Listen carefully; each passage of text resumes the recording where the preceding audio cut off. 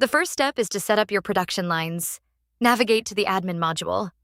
Hover over maintenance. Click Data Maintenance, and locate the Workcenter table. Add all production lines here and be sure to set the capacity in minutes per day.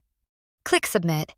Once the production lines are created, set them on your BOMs by navigating to the part record and clicking into the Maintenance tab, and into Build Defaults.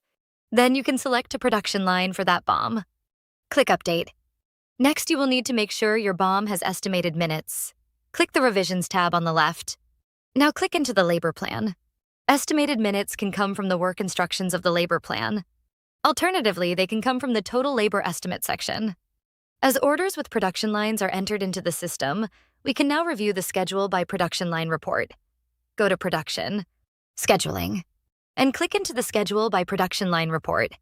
Filter the report for the dates and production lines you wish to view.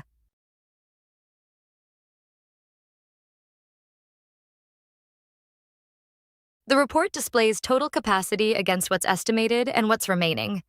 Daily capacity can be edited on the right. If you're over capacity, you may need to push select orders to a future date.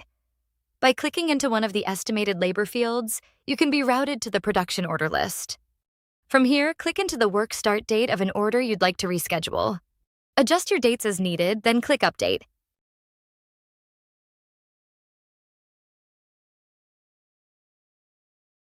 That's it. With the order rescheduled, we will now be within capacity according to our Schedule by Production Line report.